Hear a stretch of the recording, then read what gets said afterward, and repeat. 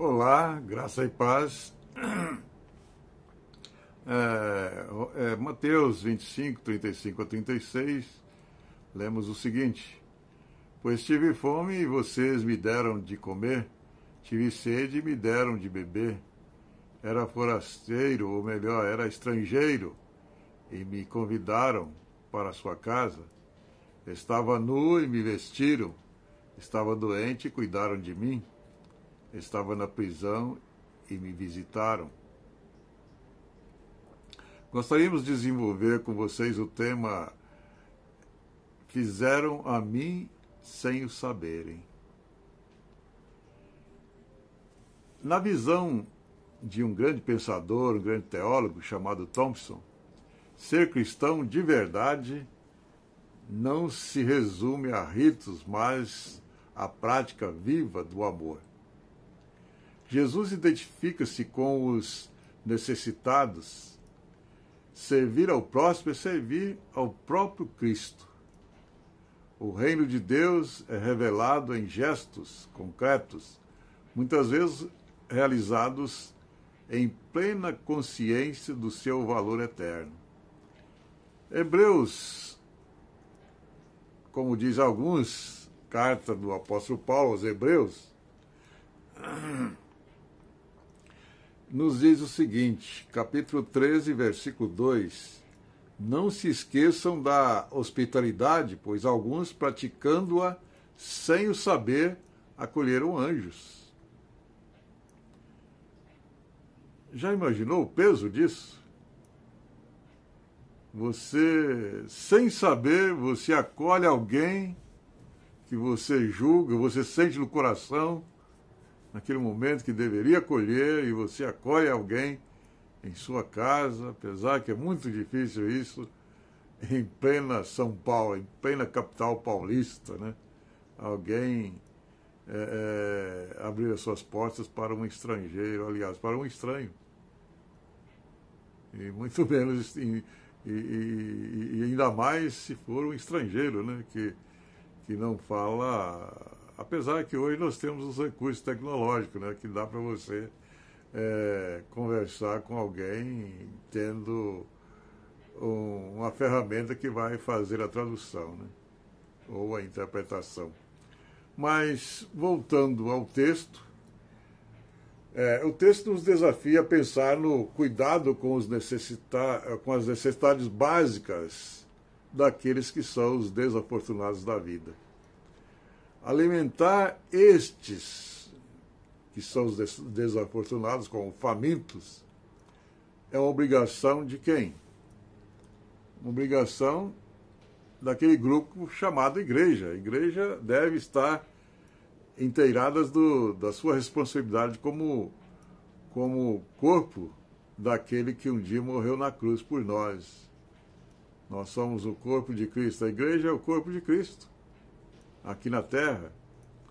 E, portanto, se Jesus se preocupou com os necessitados, não é nada mais justo ou nada mais correto nós fazermos o mesmo. Afinal, nós dizemos, estamos caminhando em suas pegadas. Então, cuidado com os famintos é caso sério, é algo muito importante. Alimentar os famintos, né? Não aquela alimentação que você já viu várias vezes, ou cansou de ver, igrejas ou certas comunidades ligadas às igrejas que vão lá debaixo da ponte distribuir uma sopa e aí largar os coitados para lá. Não, isso não é tudo, né? Alimentar e largar para lá, dar lá um pote de sorvete cheio de sopa para eles comerem, ou um prato de alumínio, né, para eles comerem e deixa para lá. E como fica o descanso deles? Como fica o seu repouso? Tem que ser feita uma obra completa, né? Afinal, Deus não faz nada pela metade. Por que nós vamos fazer pela metade? Como alguém que um dia militou nessa questão do serviço social, eu posso dizer com toda certeza com toda a convicção, com toda a autoridade que tenho para dizer: isso não é o bastante. Isso não é serviço social, não. Isso aí é um desserviço. Então, alimentar os famintos de forma coerente, de forma a pensar que eles dormem também. Eles não só alimentam-se, como eles dormem também. A palavra de Deus nos diz em Provérbios 22:9 o seguinte: quem é generoso será abençoado, porque reparte o seu pão com o pobre. Repartir o pão com o pobre. Será abençoado quem fizer isso, olha só. Será que Deus está fazendo uma troca? Não. Isso é consequência. Faça o bem e você vai ver o que você vai colher. Faça o mal e você vai ver o que você vai colher. Mas então a palavra de Deus nos dá esse respaldo, né? Nos dá esse suporte, dizendo: se você for generoso, haverá coisas estrondosas acontecendo na sua vida. E aí Isaías 58:7 também diz: porventura não é também que reparta o teu pão com o faminto? Porventura não é também que repartas o teu pão com o faminto? É algo a se pensar. Quem é que quer repartir? Quem é que é capaz de ter essa consciência do repartir? A gente tem visto muitos aí com as propagandas babacas de cursos, né? Falando que você vai, se você fizer, você vai. Aí é um laço para você cair na armadilha e aí se comprometer. Né? E acaba não sendo nada daquilo que você. Aí vem a decepção. Mas o repartir de verdade é aquele repartir, aquele doar-se, né? Assim como Jesus fez. Jesus doou-se lá na cruz por nós. Nós é que deveríamos estar sendo vilipendiados daquele jeito lá na cruz, naquele sistema de morte, naquele sistema de castigo, né? Mas foi Jesus por nós, ele fez por nós. Então, saciar os famintos é um dever de todo cristão, de todo aquele que se diz seguidor de Jesus. Saciar os famintos, saciar os sedentos. Marcos 9:41 fala alguma coisa em relação a isso, e que diz assim, ó: e quem vos dá de beber um copo de água em meu nome, porque sois de Cristo, em verdade vos digo que de modo algum perderá o seu galardão. Aqui está falando do cristão que está em necessidade, né? Você que passou por um revestrez da vida aí, está naquela situação, aquela pindaíba, está com sede. E se alguém fizer isso, vai receber algo extraordinário. A certeza de que não perderá o seu galardão ou a sua recompensa. Deus vai estar dando a ele a ciência disso. E em João 4,14 também a palavra de Deus diz o seguinte: mas aquele que beber da água que eu lhe der nunca terá sede, pelo contrário, a água que eu lhe der será nele uma fonte a jorrar para a vida eterna. Olha só. É interessante, quando a gente começa a derramar água em terra seca, a gente vê como ela vai se espalhando na terra, né? Vai se formando um grande círculo, porque a água ela é contagiante, né? Ela vai afetando o local. E é exatamente isso que Deus quer que nós sejamos, né? Capazes de fazer aquilo que fomos chamados para fazer. Afinal, bebemos da água que é Jesus.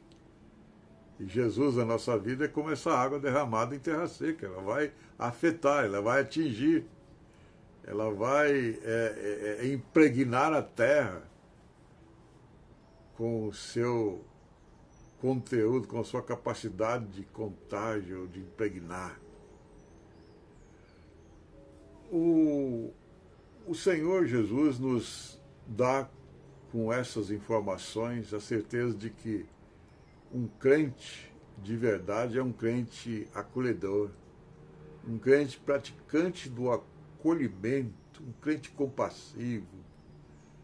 E isso muitas vezes reflete na vida daqueles que ele coloca em nosso caminho. Por exemplo, um estrangeiro.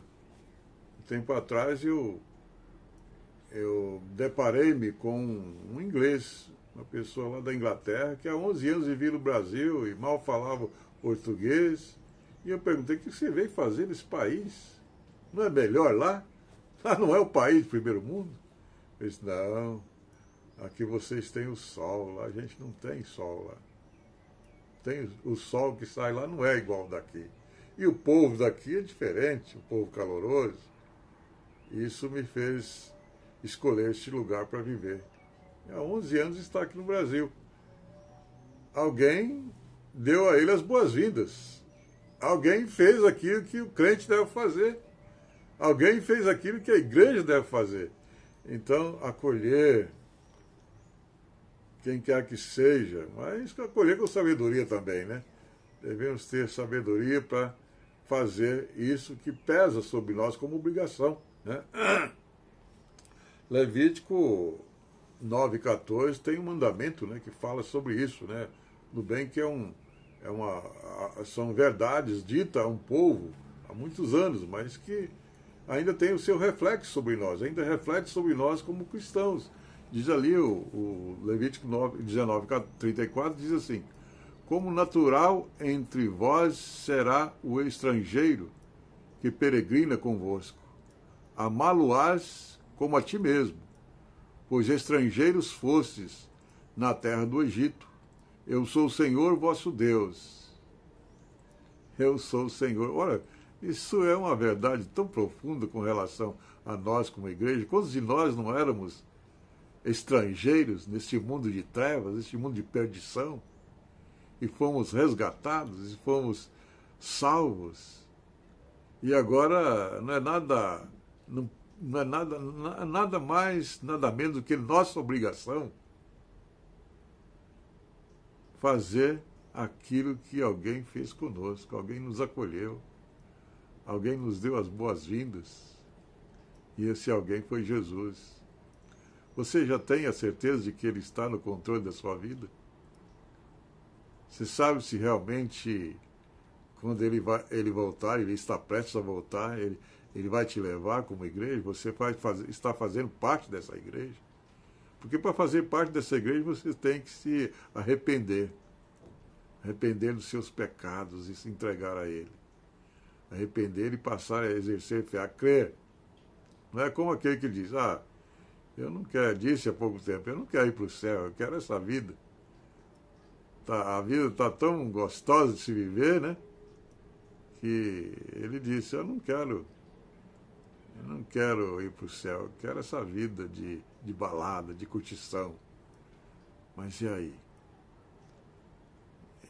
O momento da sua vida pode te pegar de surpresa nessa situação, e aí não tem como, né?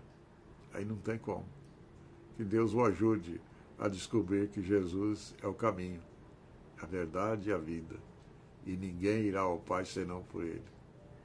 Em nome de Jesus, entregue-se a Ele. Amém.